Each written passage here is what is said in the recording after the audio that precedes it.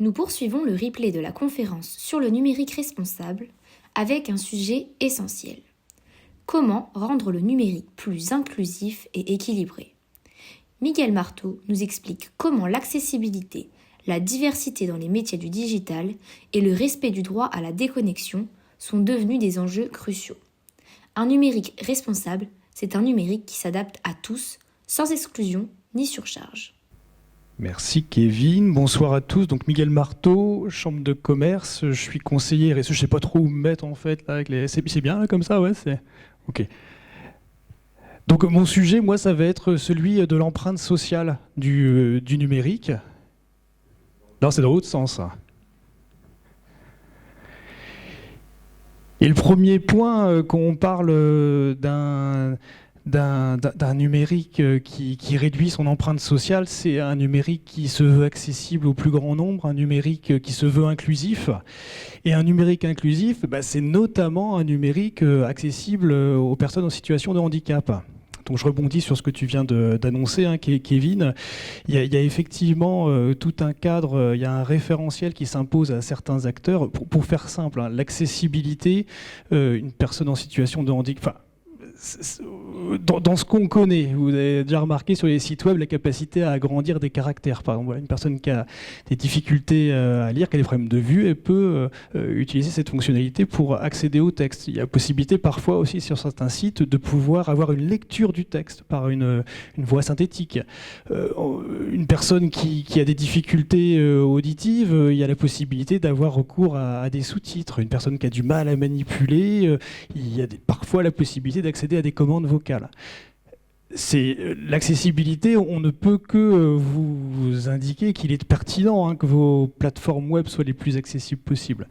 Dans les faits, le RG2A s'impose à certains acteurs. Certains acteurs n'ont pas le choix en France. Il est nécessaire pour eux d'intégrer ces fonctions qui rendent l'accessibilité plus importante.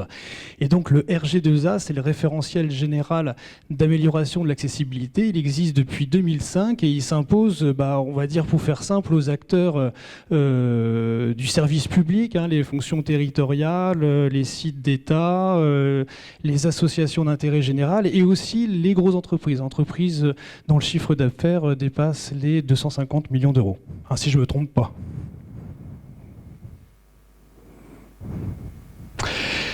Un numérique inclusif, donc c'est bien d'être sensible évidemment au public, de rendre les outils numériques les plus accessibles. C'est aussi intéressant de penser à la diversité des acteurs du numérique.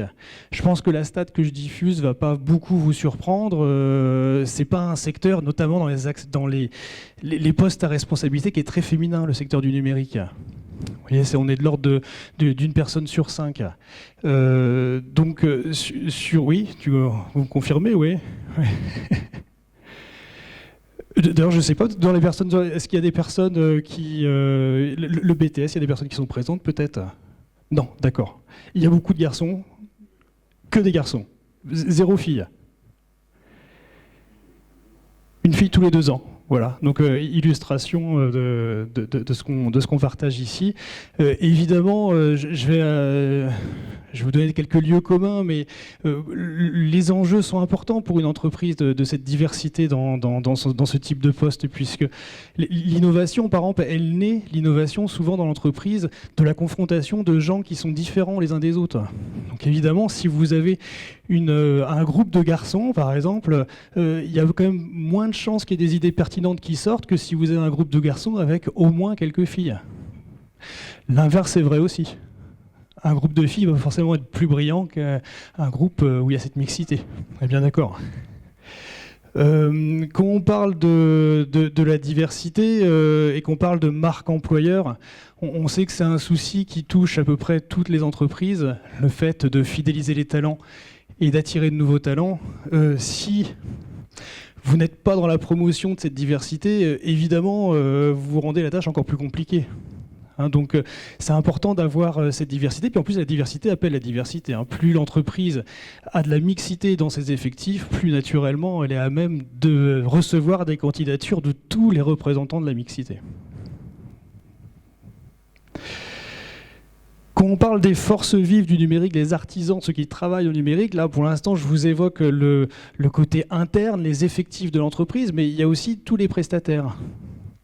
Et dans le secteur du numérique, il y a pas mal d'entreprises qu'on qualifie d'entreprises adaptées, qu'on peut retrouver sur ce site gouvernemental, le marché de l'inclusion. Donc entreprise adaptée, par définition, entreprise adaptée, c'est une entreprise ordinaire qui compte plus de 55% de ses effectifs productifs qui sont en situation de handicap. Mais vous avez aussi les ESAT, que vous retrouvez grâce à ce moteur de recherche, et aussi les entreprises d'insertion, enfin les sociétés d'insertion par l'activité économique aussi que vous pouvez retrouver. Donc vous voyez là, je vous montre une copie d'écran, on cherche sur notre secteur, Calvados et Manche, on recherche des opérateurs qui sont dans nos métiers, administration informatique et autres, et vous voyez qu'on retrouve 24 prestataires.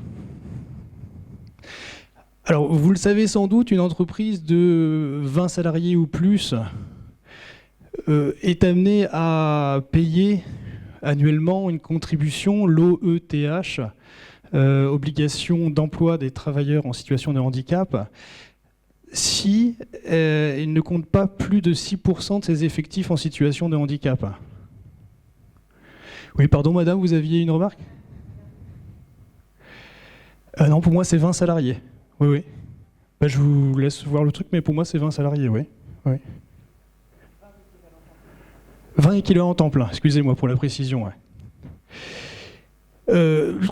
Le fait de travailler avec des prestataires de ce profil-là, c'est quelque chose qui vous permet aussi d'amoindrir cette contribution. Hein. Ça vient faire travailler un prestataire qui est entreprise adaptée, vous permet d'avoir une sorte d'équivalence à un salarié en situation de handicap.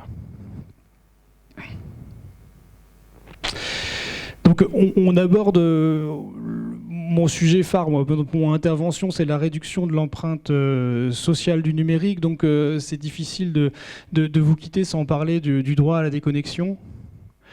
Donc là, toutes les entreprises françaises sont concernées. C'est un élément qui a été annoncé par la loi El Khomri en 2016. Hein, c'est inscrit dans le Code du travail, hein, ce droit à la déconnexion. Et les vertus sont nombreuses. Hein. Les enjeux politiques qui ont amené à ce droit à la déconnexion sont forts, hein, puisqu'on parle d'un sujet de santé publique, hein, le fameux burn-out hein, qui peut y avoir derrière, la surcharge. Et donc il est motivé par ces deux principales dimensions que je vous annonce sur l'écran. L'idée, c'est de permettre aux salariés de bénéficier d'un temps de repos raisonnable et aussi d'avoir une vie privée qui est dégagée de ces contraintes professionnelles. Hein, le droit à la déconnexion, c'est le fait d'avoir le droit de ne pas être joignable en dehors de ses heures de travail, de manière permanente. Donc, peut-être pour terminer sur ce droit à la déconnexion, évidemment, l'enjeu pour l'entreprise, c'est déjà de ne pas avoir des salariés qui partent en burn-out, hein, évidemment. Vu que c'est inscrit dans le Code du travail, c'est aussi l'idée d'être en conformité avec la réglementation. Et puis, toujours le sujet de la marque employeur. Hein, puisque ne pas des salariés qui sont mécontents et qui ne parviennent pas à se libérer et qui ne parviennent pas à satisfaire ce droit à la déconnexion, naturellement, sont des salariés qui sont mécontents et qui peuvent être amenés à quitter l'entreprise. Voilà ce que je voulais vous dire sur ces différents sujets. Il y a peut-être des choses à ajouter, Kevin, non, sur... Non, rien de particulier, merci Miguel. Et puis on va continuer donc avec une autre loi qui du coup elle va plutôt aborder le sujet de la vie privée, donc la loi RGPD, mais je vais laisser Marie-Claire en parler plus longuement.